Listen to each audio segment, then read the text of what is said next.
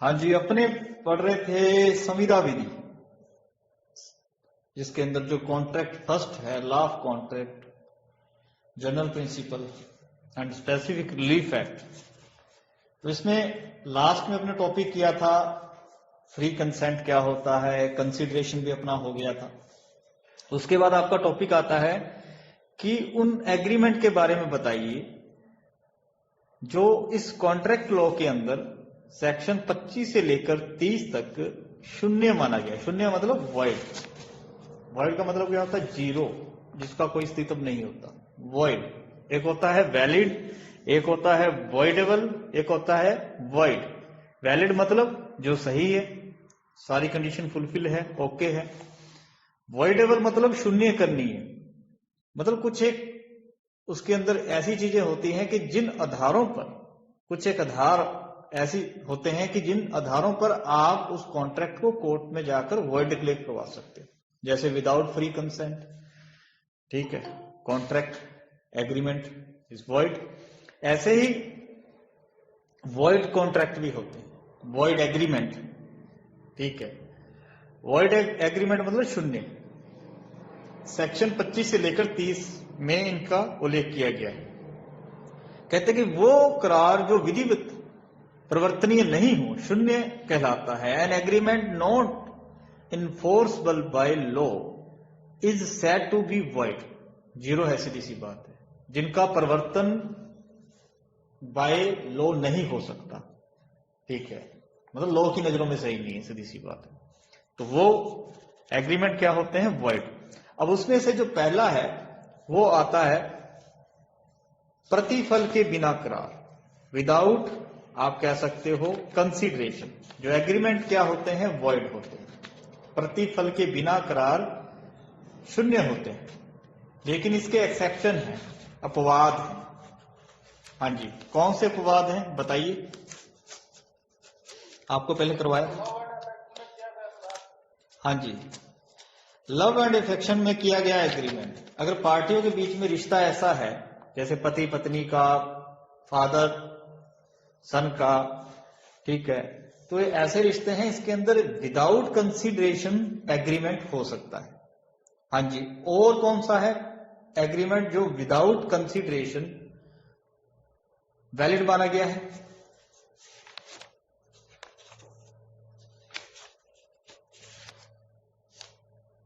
Compensation sir for voluntary services.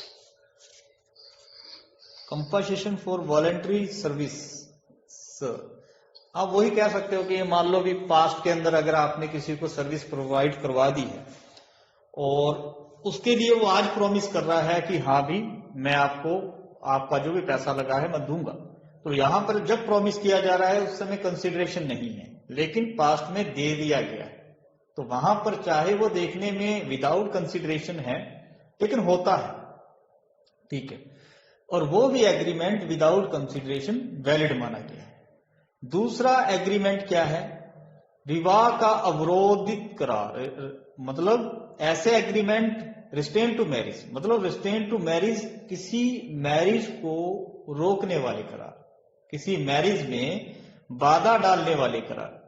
कहते हैं ऐसे करार वॉइड होते हैं जो आप कह सकते हो माइनर की मैरिज के अलावा किसी और, माइनर के अलावा कौन है? मेजर, ठीक है, व्यक्ति को मैरिज करने से रोके, उसमें अवरोध पैदा करे। अभिप्राय यह हुआ कि प्रत्येक व्यक्ति को यह राइट है कि वो मैरिज कर सकता है जिससे वो चाहे, ठीक है, और ये उसका पर्सनल है, ठीक है, ये उसका पर्सनल है, उसके अंदर किसी प्रकार का इंटरफेयर नहीं किया जा सकता, ठीक है। अब देखो, बाधा दो प्रकार की होती है, एक होती है पार्शली, आप कह सकते हो भी कुछ रिस्ट्रिक्शन, एक होती है एब्सोल्यूट। एब्सोल्यूट नहीं होनी चाहिए, एब्सोल्यूट नहीं होनी चाहिए, ठीक है। जैसे मैं आपसे कहता हूं कि आप 6 महीने तक शादी नहीं करोगे, तो ये हो सकता है कि कॉन्ट्रैक्ट वैलिड हो, लेकिन अगर मैं ये कहता हूं कि शादी ही नहीं करनी है और इस व्यक्ति से करनी नहीं है, एब्सोल्युटली रोका गया है, तो वो एग्रीमेंट वॉइड माना जाएगा। जैसे ए और बी है, वो आपस में एक एग्रीमेंट करते हैं, बी ये कहता है ए से कि तुम एक्स से शादी नहीं करो, ठीक है। अब यहां पर मान लो भी एग्रीमेंट भी हो गया, कंसिडरेशन सारा कुछ ओके है, लेकिन रिस्ट्रेंट टू मैरिज है, एग्रीमेंट वॉइड होता है। अगर मान लो ए एक्स से शादी कर ली, उस एग्रीमेंट को ब्रीच करे और बी चला जाए कोर्ट में, क्या उसको रिलीफ मिलेगा? नहीं सर। नहीं मिलेगा, क्योंकि रिस्ट्रेंट टू मैरिज है। कोर्ट कहेगा भैया ये तो पहले से ही वॉइड डिक्लेयर है, अब इसको आप कर ही नहीं सकते। ठीक है, ऐसे ही एक आता है व्यापार का अवरोधक करार, रिस्ट्रेंट टू ट्रेड और बिजनेस। हर व्यक्ति को आजादी है भी, आप जैसे आर्टिकल 19 में ही पढ़ते हो, जीने का अधिकार भी है आर्टिकल 21। हर व्यक्ति को अपने मन मुताबिक कोई भी प्रोफेशन, कोई भी बिजनेस अपनाने का अधिकार है, लेकिन उसके लिए जो आप कह सकते हो कि टर्म एंड कंडीशंस हैं वो पूरी करनी पड़ती है। जैसे आप कहते हो कि मैं एडवोकेट बनना चाहता हूं साहब, बन सकते हो, लेकिन LLB की डिग्री होनी चाहिए। आप कहते हो कि साहब मैं दुकान खोलना चाहता हूं या कोई भी काम करना चाहता हूं, अगर उसके लिए कोई लाइसेंस की जरूरत है वो होना चाहिए। सरल शब्दों में क्या कहा जा सकता है कि किसी भी व्यक्ति को कोई लीगल, आप कह सकते हो विधिपूर्ण जो व्यापार होता है, बिजनेस होता है, या कोई प्रोफेशन है, कारोबार है, ठीक है, उसको करने का अधिकार है लीगली। ठीक है, हाँ टर्म एंड कंडीशन, किसी मतलब काम को करने के लिए या काम खोलने के लिए, बिजनेस चलाने के लिए लाइसेंस चाहिए, तो वो जरूरी हो सकता है। अदरवाइज किसी को रिस्ट्रेन नहीं किया जा सकता, रोका नहीं जा सकता। अगर कोई व्यक्ति किसी दूसरे व्यक्ति को रोकता है और ऐसा एग्रीमेंट करता है कि हाँ भी आप ऐसा काम नहीं करोगे, ये व्यापार नहीं करोगे, ये प्रोफेशन नहीं अपनाओगे, तो देखो उसकी स्वतंत्रता, उसकी जो फ्रीडम है, उसके अंदर एक प्रकार का ये इंटरफेयर है, हस्तक्षेप है, तो ये वैलिड नहीं माना जाएगा। धारा 27 के अंतर्गत ये व्यवस्था है कि वो एग्रीमेंट वॉइड होगा भी, जो आप कह सकते हो अवरोध पैदा करता है। ठीक है, जैसे दो पड़ोसी हैं, दोनों की अपनी अपनी जमीन है, ठीक है, अपनी अपनी लैंड है, और एक पड़ोसी दूसरे से एग्रीमेंट कर लेता है कि मेरे जैसा मैं बिजनेस कर रहा हूं तुम वैसा नहीं करोगे। दोनों ने कर लिया एग्रीमेंट। ठीक है, अब जो दूसरा है, अगर वो मान लो भी बिजनेस स्टार्ट कर दे वैसा ही सेम टू सेम, तो क्या उसको रोका जा सकता है? नहीं रोका जा सकता, नहीं रोका जा सकता, ये एग्रीमेंट वॉइड है। ठीक है, क्योंकि हर व्यक्ति को फ्रीडम है। ठीक है, लेकिन इसके कुछ एक्सेप्शन है, अपवाद है, जहां पर स्टेट किया जा सकता है। जैसे कि गुडविल। गुडविल क्या होती है?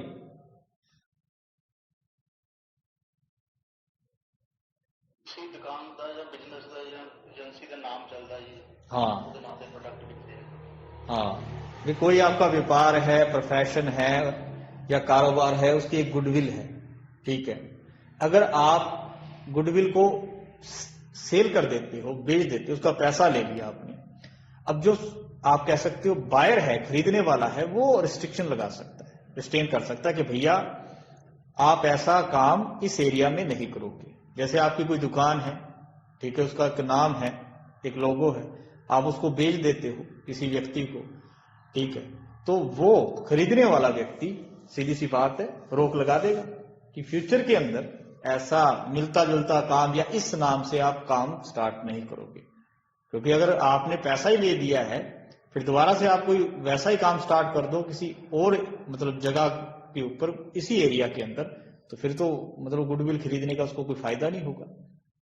ठीक है, तो एक समान व्यापार करने पर रोक लगाई जा सकती है अगर गुडविल खरीद ली जाए।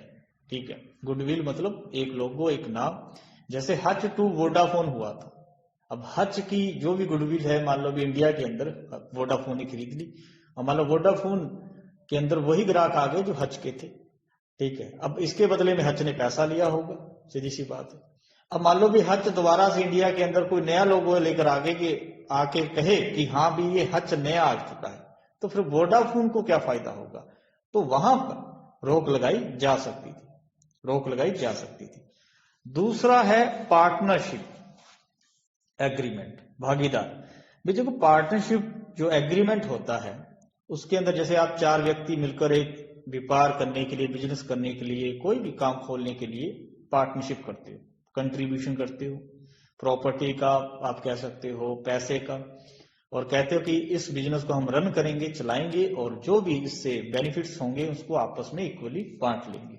ठीक है, अब मान लो भी फर्म बना ली, उसमें पार्टनर है 4-5, और फर्म क्या करती है, कपड़ा बेचने का मतलब काम करती है, सेल करने का।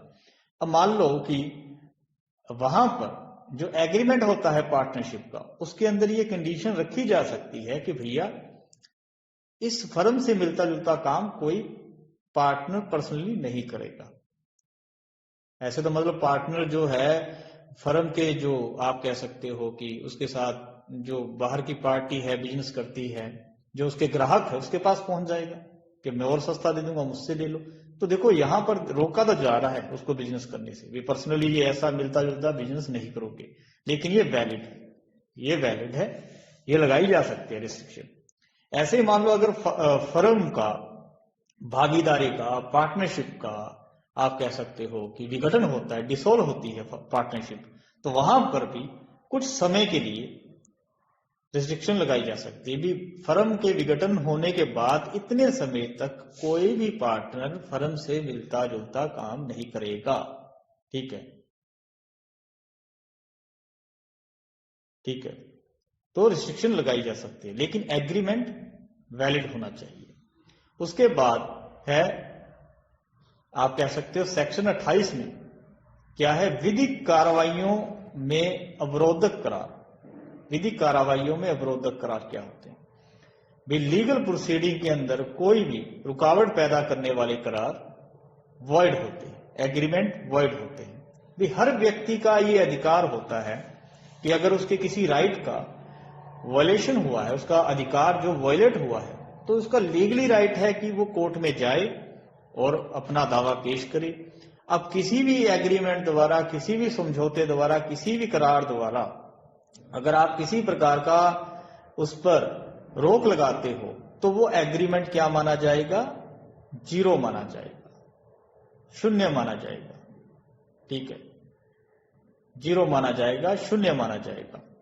और इसी प्रकार इसके कुछ एक्सेप्शन भी है, अपवाद भी है, जहां पर आप कह सकते हो रिस्ट्रेन टू लीगल प्रोसीडिंग है, लेकिन वो वैलिड होते हैं एग्रीमेंट। जैसे कि आर्बिट्रेशन। देखो आर्बिट्रेशन एक ऐसा मंच है जो कोर्ट से बाहर आपसी म्यूचुअल आप कह सकते हो कि कॉम्प्रोमाइज द्वारा किसी भी मामले को सॉर्ट आउट करने का एक यंत्र है, आप कह सकते हो। बहुत सारी चीजें चलती है, जैसे कंसिलेशन हो गया, आर्बिट्रेशन हो गया, मीडिएशन हो गया। तो आर्बिट्रेशन के अंदर क्या होता है, दोनों पार्टी, जैसे दो बिजनेसमैन है, ज्यादातर ये बिजनेस लाइन के अंदर होता है, जैसे दो बिजनेसमैन है, ठीक है, वो आपस में बिजनेस को लेकर एक एग्रीमेंट करते हैं, और उसी एग्रीमेंट के अंदर वो लिख सकते हैं या अलग से एक एग्रीमेंट कर सकते हैं कि हमारे बीच जो भी बिजनेस होगा या चलेगा, ठीक है, लेन देन होगा, उससे रिलेटेड कोई भी डिस्प्यूट पैदा होता है, हम तो कोर्ट में नहीं जाएंगे। हम कहां जाएंगे? आर्बिट्रेशन में। ठीक है, कोर्ट में नहीं जाएंगे, कोर्ट से जाने के लिए रोका जा रहा है, लेकिन कहां जाएंगे? आर्बिट्रेशन में। और हमारा ये व्यक्ति फलाना फलाना व्यक्ति आर्बिट्रेटर होगा, आर्बिट्रेटर होगा। देखो यहां पर कोर्ट में जाने से मना किया जा रहा है, ठीक है, तो वहां पर सीधी सी बात है, लेकिन आर्बिट्रेशन के अंदर आर्बिट्रेटर अपॉइंट कर दिया पार्टी ने, ये जो व्यक्ति है, ये फलाना फलाना व्यक्ति, ये हमारे डिस्प्यूट का निपटारा करेगा। लेकिन कोर्ट में जाने से मना किया जा रहा है, लेकिन फिर भी वो एग्रीमेंट क्या है? वैलिड है, एग्रीमेंट वैलिड है, क्योंकि ये एक्सेप्शन है। उसके बाद आता है सेक्शन 29, अनसर्टेन। अनसर्टेन मतलब अनिश्चितता के करार, अनसर्टेनिटी हो किसी एग्रीमेंट के अंदर। तो सीधी सी बात है, लॉ के अंदर लिखा है कि जो भी आप एग्रीमेंट करते हो उसके अंदर सर्टेनिटी होनी चाहिए कि कोर्ट भी उसका कोई कंक्लूजन निकाल सके। कल को मान लो कोई डिस्प्यूट पैदा हो गया, तो कोर्ट जो भी एग्रीमेंट आपके अंदर, आपके दोनों पार्टियों के बीच में लिखा गया है, उसका कोई मीनिंग निकाल सके, कोई किसी भी डिस्प्यूट होने पर। ठीक है, अगर एग्रीमेंट सर्टेन नहीं है, अनिश्चित है, तो वो एग्रीमेंट जीरो होगा। जैसे कि मान लो भी मैं आपसे एक एग्रीमेंट करता हूं कि मैं आपको 100 बोरी अनाज की दूंगा, पर बोरी अनाज की कीमत 1000 रुपये होगी। कर लिया एग्रीमेंट, ठीक है। कल को कोई डिस्प्यूट हुआ तो कोर्ट में गए, तो क्या कोर्ट पता लगा सकता है कि ये एग्रीमेंट कौन से अनाज को बेचने का था? ठीक है, अनाज की नहीं सर। नहीं लिखा उसके बारे में, भी गेहूं है, मक्का है, बाजरा है। ऐसे मान लो तेल बेचने का करार करता हूं कि आपको मैं 100 टन तेल दूंगा, ठीक है, तो तेल कौन सा, भी किस चीज का तेल, सरसों का या आप कह सकते हो मस्टर्ड, जो भी आपका आता है, आलमंड ऑयल, और भी बहुत सारे होते हैं। तो देखो हर एग्रीमेंट के अंदर जो भी आप लेन देन कर रहे हो जिस भी चीज का, उसके अंदर उसका नाम क्या है, उसकी क्वालिटी कैसी होगी, उसकी क्वांटिटी कैसे होगी, कितनी होगी, और उसका प्राइस कितना होगा। तो ये चीजें सर्टेन होनी चाहिए, निश्चित होनी चाहिए। अनसर्टेन है, मतलब प्राइस सेट नहीं किया तो कोर्ट कहां से उसका कंक्लूजन निकालेगा भी इतना होना चाहिए था रीजनेबल। तो देखो कोर्ट भी वहां मतलब प्रिज्यूम नहीं कर सकता कि ये होना चाहिए। तो हर एग्रीमेंट के अंदर सारी जो कंडीशन है वो सर्टेन होनी चाहिए। जैसे केस आया था Carter versus Agra saving bank, इसमें डिफेंडेड सेविंग बैंक को लिखे एक दस्तावेज में ये प्रॉमिस उसने दिया था कि वो बैंक के व्यवस्थापक को अमुक तारीख से 10 से पहले 10 रुपए मतलब पे करेगा, और उसके बाद प्रति माह उतनी ही रकम पे करता रहेगा। इसे अनिश्चितता का करार माना गया, क्योंकि इसमें दो बातें स्पष्ट नहीं होती कि रकम की पेमेंट कितने समय तक की जानी है, कुल कितनी रकम पे की जानी है। मतलब हर चीज सर्टेन होनी चाहिए, निश्चित होनी चाहिए। जैसे होता है ना, मतलब एग्रीमेंट हो गया, कोई चीज आप लेते हो, गिरवी रखते हो मान लो, और उसके बदले में लोन लेते हो, तो वहां भी ब्याज की जो अमाउंट है वो सर्टेन होनी चाहिए, भी कितना ब्याज लगेगा। तो हर एक चीज, ठीक है, जो भी टर्म एंड कंडीशन है वो सर्टेन होनी चाहिए। उसके बाद आते हैं बाजी के करार। बाजी के करार कौन से होते हैं? एग्रीमेंट ऑफ वेजरिंग, जिसको बाजी के करार कहते हैं। वेजरिंग के ये 0 है, 0 है, ठीक है भाई। आपने कोई कंडीशन, वेजरिंग, तो वहां पर क्या होता है कि यहां पर कोई भी पार्टी जीतती है, ठीक है, बाद में वो उसके लिए कोर्ट के अंदर केस नहीं ला सकती। वेजरिंग मतलब सट्टेबाजी के करार हो गए, जो किसी घटना के, किसी अनसर्टेन इवेंट पर डिपेंड, जो घट भी सकता है नहीं भी घट सकता, किसी घटना पर। जैसे मैंने कहा आज बारिश हुई तो मैं आपको पैसा दूंगा, नहीं हुई तो आप मुझे दो, ठीक है। मान किसी व्यक्ति ने लगाया सट्टा, ठीक है, और उसने कहा कि एक के इतने मिलेंगे, ठीक है, लगा दिया, प्रपोजल एक्सेप्टेंस है, कंसिडरेशन भी है, सारा कुछ है, ठीक है, लेकिन क्या ये लीगली है? नहीं है, तो 0 माना जाएगा। वेजरिंग, ठीक है। अब मान लो नहीं आता, सटा गया, और उसके बाद आप लेने पहुंचे और उसने मना कर दिया, तो क्या कोर्ट में जा सकते हो? ठीक है, तो कोर्ट क्या उसको एनफोर्सेबल है? ये नहीं है, क्योंकि एग्रीमेंट ऑफ वेजरिंग, ठीक है। इसमें क्या होता है कि 2 पक्षकार होते हैं, ठीक है। जो ये एग्रीमेंट होता है किसी घटना पर होता है, वो घटना घट भी सकती है, नहीं भी घट सकती, 50-50, ठीक है। और ये घटना अनिश्चित होनी चाहिए, और जो इंसिडेंट है उस पर, घटना है जो उस पर किसी भी पार्टी का कंट्रोल नहीं है, दोनों के कंट्रोल से बाहर है, ठीक है। हर पार्टी को जीतने और हारने की संभावना बनी रहती है, ठीक है, और एक पार्टी इसमें जीतती है, दूसरी हार जाती है, ठीक है। जैसे आप लॉटरी खरीदते हो, तो ये भी एक प्रकार का वेजरिंग ही है, ठीक है भाई। आपका नंबर आ भी सकता है, नहीं भी आ सकता, 50-50 है ना, ठीक है। घटना अनिश्चित है, दोनों के कंट्रोल से बाहर, तो ये क्या है? वेजरिंग का, ठीक है। अब लेकिन इसके कुछ आप कह सकते हो, जो वैसे तो ये बाजी के करार मतलब स्टार्टिंग से 0 होते हैं। वसूली के लिए मतलब पैसा कोई आप जीत गए या फिर कोई आप चीज जीत गए, तो उसकी रिकवरी के लिए, उसकी वसूली के लिए आप कोर्ट के अंदर केस फाइल नहीं कर सकते, ठीक है, कोई रिलीफ नहीं मिलेगा, ठीक है। लेकिन कुछ एक एग्रीमेंट वैलिड माने गए, जैसे इंश्योरेंस क्या होता है, जिसमें ये भी एक वेजरिंग का है। भाई आपके साथ कंपनी ने एक एग्रीमेंट किया, जैसे आपने गाड़ी का करवा लिया, कंपनी ने कहा अगर गाड़ी का एक्सीडेंट हुआ या कोई चीज टूटी फूटी तो हम उसका कंपनसेशन देंगे, ठीक है। अब देखो एक्सीडेंट हो भी सकता है, नहीं भी हो सकता। आपने घर का करवा लिया कि घर का बीमा करवा लिया, कंपनी ने कहा अगर घर को आग लगती है, किसी प्रकार का नुकसान होता है तो हम कंपनसेशन देंगे। तो ये भी एग्रीमेंट ऑफ वेजरिंग है, लेकिन ये वैलिड है क्योंकि ये मान्यता प्राप्त है, ठीक है। ऐसे तेजी मंदी के संयम व्यवहार सौदे होते हैं तेजी मंदी पर, ठीक है। ऐसे लॉटरी है।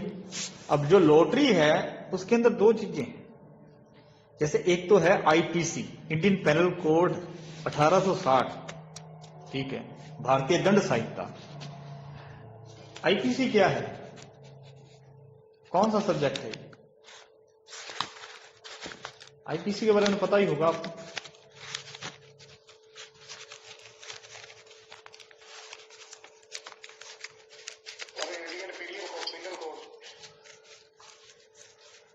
ये तो है। देखो जितने भी मोटे मोटे क्राइम हैं स्पेशली, ठीक है, वो उसमें डिफाइन किए गए। भी अगर ये आप एक्ट करते हो तो ये क्राइम बनता है, ये एक्ट करते हो जो प्रोहिबिटेड बाय लॉ एक्ट, तो उसमें वो सारे मेंशन किए गए, डिफाइन किए गए, और उसके अंदर ही एक्सेप्शन है, बचाव भी है। तो एक अपने आप में एक आप कह सकते हो एक दंड संहिता, एक पिनल कोड है इंडिया का, 1860 से ये चल रहा है, ठीक है। 1860 को ये मतलब इसको मंजूरी मिली थी और 1862 में ये लागू हुआ था। अब जो चोरी, डकैती, हत्या, लूट, सब, जैसे मर्डर का आप डेफिनेशन आप पढ़ते हो ना, धारा 302, तो मर्डर के लिए जो पनिशमेंट है सेक्शन 302 में दे रखी है। तो ये इंडियन पिनल कोड है। अब जिसके बारे में ये जो बिल पास हुआ है, इसके मतलब इसको ही चेंज किया जाएगा इंडियन पिनल कोड को। उनमें से 3 जो आपके एक्ट हैं उनमें से एक इंडियन पिनल कोड है। तो इसकी जो धारा 294A है, इसके अंतर्गत क्या कहा गया, इसको जो लॉटरी सिस्टम है, ठीक है, जो सरकार द्वारा मान्यता प्राप्त नहीं है, उसको अपराध घोषित किया गया। यही कारण है कि इसे मतलब वेजरिंग का कॉन्ट्रैक्ट माना जाता है। कोई भी व्यक्ति लॉटरी का टिकट खरीदता है और पुरस्कार जीतता है तो वह उसका न्यायालय द्वारा प्रवर्तन नहीं करा सकता, लेकिन राज्य की या राज्य द्वारा अनुमोदित, ठीक है, मान्यता प्राप्त जो लॉटरी है वो इसका एक्सेप्शन है।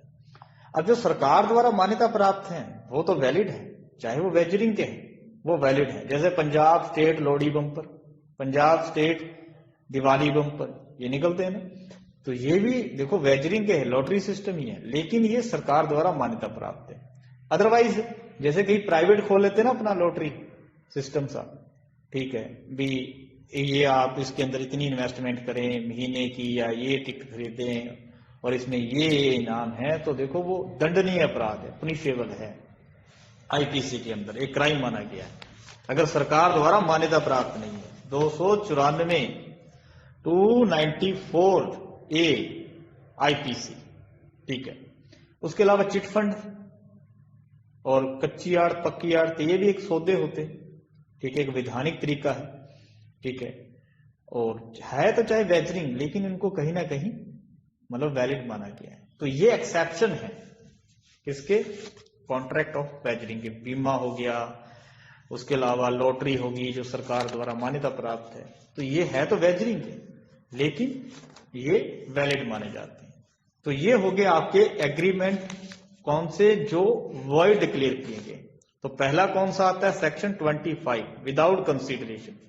इसके एक्सेप्शन क्या है, without consideration agreement is void, लेकिन एक्सेप्शन क्या है, प्रेम और स्नेह के रिश्ते में किया गया एग्रीमेंट वैलिड होगा। अगर आपने किसी व्यक्ति को भूतकाल के अंदर, पास्ट टाइम के अंदर कोई सर्विस प्रोवाइड करवा दी है, तो उसका प्रॉमिस वो आज कर रहा है कि मैं उसको लौटाऊंगा जितना ही पैसा लगा है, तो वहां चाहे इस समय, ठीक है, प्रेजेंट टाइम के अंदर कोई ना हो चाहे कंसिडरेशन, लेकिन वो एग्रीमेंट वैलिड माना जाता है। दूसरा है विवाह का अवरोध करार, मतलब अगर आप किसी के ऊपर मतलब एब्सोल्युटली पूर्ण रूप से कोई रोक लगाते हो, मैरिज करने से उसको रोकते हो, इससे शादी नहीं करनी या शादी ही नहीं करोगे, तो वो एग्रीमेंट क्या है, वॉइड माना जाता है। लेकिन चाइल्ड मैरिज, इसका एक्सेप्शन क्या है, चाइल्ड मैरिज को रोकने का किया गया एग्रीमेंट वैलिड माना जाएगा। जैसे कि अपने जितने भी व्यक्ति हैं आपस में मिलकर एक एग्रीमेंट करते हैं, सहमत होते हैं कि जितनी भी राजस्थान या कहीं भी कोई चाइल्ड मैरिज हो रही है तो हम उसको रोकेंगे, अपना एक ग्रुप बनाते हैं। तो देखो ये जो एग्रीमेंट है ये वैलिड है, क्योंकि ये चाइल्ड मैरिज को रोकने के लिए है। चाइल्ड मैरिज अपने आप में क्या है, एक प्रोहिबिटेड एक्ट है, ठीक है, जो करवाएगा उसके लिए भी मतलब सजा का प्रावधान है, ठीक है। तो ये हो गया। तीसरा है व्यापार का अवरोधक करार, रिस्ट्रेन टू ट्रेड और बिजनेस। हर व्यक्ति को आजादी है वो अपने मनपसंद का कोई भी ट्रेड, बिजनेस, व्यापार, प्रोफेशन अपना सकता है। उसके लिए हाँ कोई स्किल होनी चाहिए या कोई क्राइटेरिया है कि हाँ आपके पास एक्सपीरियंस होना चाहिए या लाइसेंस चाहिए। जैसे आपको डॉक्टर बनना है तो MBBS या कोई डिग्री, जैसे वकील बनना है तो LLB, ठीक है। कोई भी काम धंधा करते हो तो उसके लिए कईयों के लिए लाइसेंस चाहिए होता है, तो वो लाइसेंस जरूरी है, ठीक है। अदरवाइज कोई भी व्यक्ति कोई भी बिजनेस अपना सकता है। अब मान लो भी आपका पड़ोसी, आपकी भी दुकान है, पड़ोसी की भी दुकान है। अगर पड़ोसी ने आपके साथ कोई एग्रीमेंट कर लिया कि मेरा जैसा काम है वैसा नहीं खोलोगे, आपने फिर भी खोल लिया काम वैसा, ठीक है, तो क्या आपने उसके लीगल राइट को छेड़ा? नहीं छेड़ा, उसके लीगल राइट का हनन किया? नहीं किया। तो ये जो एग्रीमेंट जो किया हुआ था रिस्ट्रेन टू ट्रेड और बिजनेस, ये वॉइड माना जाएगा, ठीक है।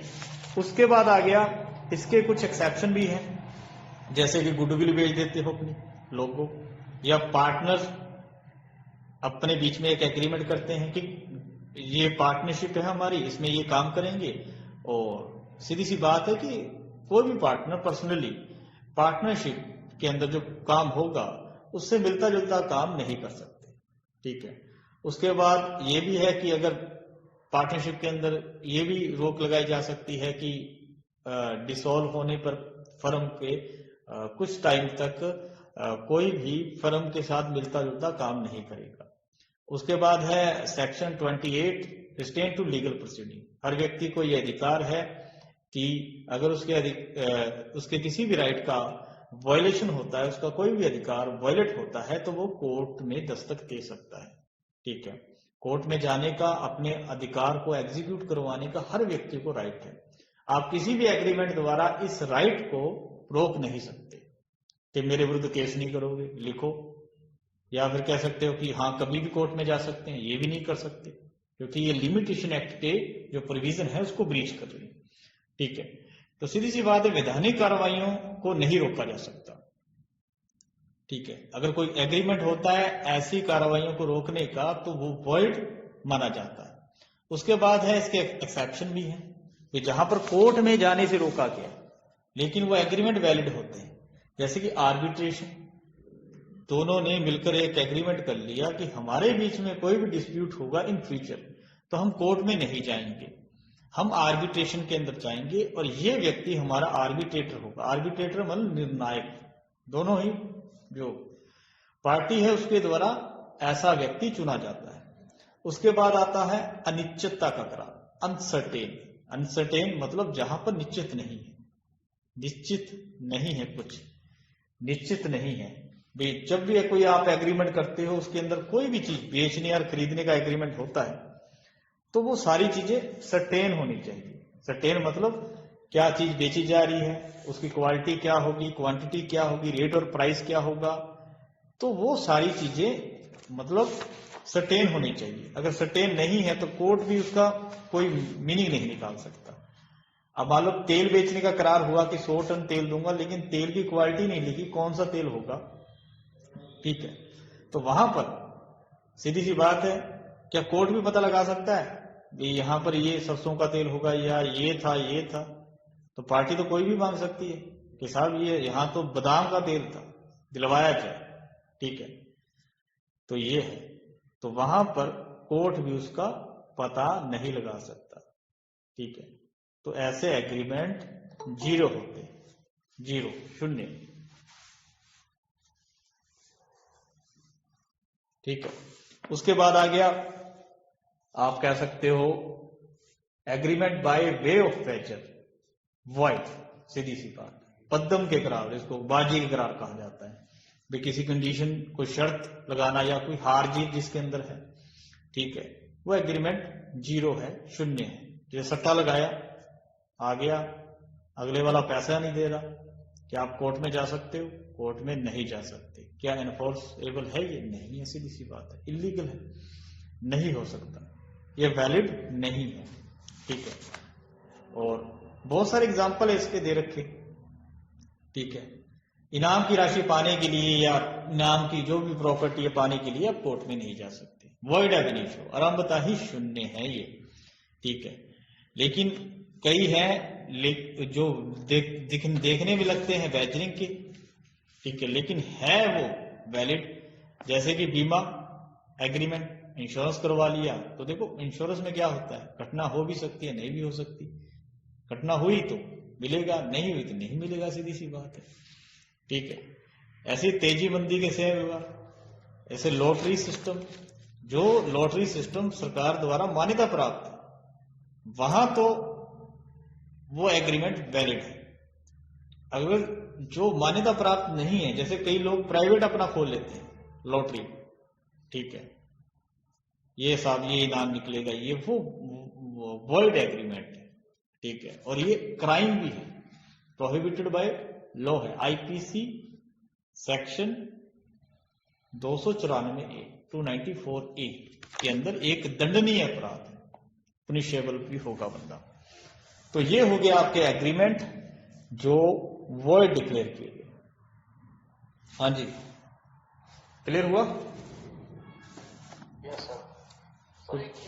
एग्रीमेंट विद माइनर भी ऐड कर सकते हैं? माइनर कैसे? एग्रीमेंट विद माइनर वो भी इसमें लिख सकते हैं? हाँ, लिख सकते हो। वॉइड एब इनिशियो एग्रीमेंट जो शून्य है वो भी है, विदाउट कंसिडरेशन भी है, इलीगल हो वो भी वॉइड है, जिसका ऑब्जेक्ट आप कैसे अगेंस्ट लॉ हो वो भी वॉइड है, किसी की प्रॉपर्टी, किसी की बॉडी को नुकसान पहुंचाने वाला हो वो भी वॉइड है। तो काफी चीजें आती हैं इसके अंदर, आप अपनी तरफ से भी लिख सकते हो उसके अंदर। सर इनको हेडिंग दे दे के मतलब ऐसे लिखना होगा, हेडिंग दे दिया जैसे चाइल्ड मैरिज वाला लिखते हैं हम, तो उसको आगे एक्सप्लेन करना होगा या फिर मतलब सिर्फ ये एक एक पॉइंट ही हम वहां पे लिखेंगे? देखो वो तो आपके ऊपर डिपेंड करता है कि आप कितना एक क्वेश्चन के अंदर लिख सकते हो, भी कितनी शीट भर सकते हो। अगर आपके पास टाइम नहीं है मान लो भी, फिर आप कैसे लिखोगे? हाँ, एक्सप्लेन तो करना चाहिए, भी थोड़ा 2-3 लाइनें लगाकर आप एक्सप्लेन करो तो फिर तो बहुत बढ़िया लगता है। अगर सीधा ही आपने पिन पॉइंट लिख दिया तो ठीक है, लेकिन जो एक्सप्लेन करता है उसको नंबर ज्यादा मिलेंगे, ये हो सकता है। जैसे आपने देखा कि ट्रेड और बिजनेस को रिस्ट्रेंट करने वाले जो एग्रीमेंट होते हैं वो जीरो है, लेकिन उसमें लिखा है कि हाँ भी अगर आप पार्टनरशिप के अंदर हो तो आप रोक लगा सकते हो कि कोई भी पार्टनर ऐसा कोई काम मिलता जुलता नहीं करेगा, गुडविल है। तो थोड़ा थोड़ा ऐसे लिखकर उसको एक्सप्लेन तो करना पड़ेगा, तभी आपकी जो 5-6 पेज है तभी भरेंगे, अदरवाइज तो मतलब डिटेल में थोड़ा सा जाना पड़ेगा। ए बी करके भी समझा सकते हो, या कोई भी तरीका है आपका एक्सप्रेस करने का। कहने का मतलब एक्सक्यूज मी सर, आपके, हाँ जी, हेलो जी, कितने क्वेश्चन करने होते हैं सर? कंपल्सरी कितने होते हैं? देखो 10 आएंगे क्वेश्चन, 10 में से आपको 5 करने हाँ होंगे। जी। अब 5 कैसे करने होंगे, ये नहीं कि 10 में से कोई भी 5 कर दो। जैसे कि हाँ जी। आप कह सकते हो कि कहने का मतलब भी हर यूनिट में से 2 क्वेश्चन पूछे जाएंगे यूनिट वाइज, उसमें से आपको एक करना है। जैसे 10 क्वेश्चन उन्होंने लिख दिए और उनको 5 यूनिट में डाल दिया। पहले 2 क्वेश्चन फर्स्ट यूनिट, तीसरा और 4th number question second unit, 5th और 6th थर्ड यूनिट, 7 और 8 आप कह सकते हो 4th यूनिट, और 9-10 क्वेश्चन नंबर आएगा 5th यूनिट के अंदर। अब आपको करना यह है कि हर यूनिट में से आपको एक करना है, ये नहीं कि एक यूनिट के आप 2 कर दो, फिर जो दूसरा क्वेश्चन करोगे एक यूनिट का उसके नंबर आपको नहीं मिलेंगे, कट हो जाएंगे। कई बार होता है ना, स्टूडेंट को एक यूनिट के 2 आ रहे हैं, वो 2 कर देता है, तो पहला ही चेक होगा, दूसरे में 0 नंबर कट कर देंगे। हम कट कर देते, पता लग जाता है कि हाँ ये इस यूनिट में दूसरा क्वेश्चन कर रहा है, ठीक है, तो उसके नंबर नहीं मिलेंगे। तो देखो, हर एक यूनिट जरूरी है और हर यूनिट में से 2 क्वेश्चन पूछ जाते हैं। टाइम रहता है आपके पास 3 घंटे का। अब मान के चलो भी एक आपका क्वेश्चन 35 से लेकर 40 मिनट तक जो पहला क्वेश्चन है वो पूरा होना चाहिए, उसके बाद स्पीड और बढ़ाओ, फिर धीरे धीरे इसको आधे घंटे में ले आओ, और लास्ट वाले जो क्वेश्चन है अगर वो 2 भी बचते हैं, 1 घंटे में हो जाते हैं, 1 घंटे के अंदर हो जाते हैं। तो ये थोड़ा सा ध्यान रखना पड़ेगा आपको।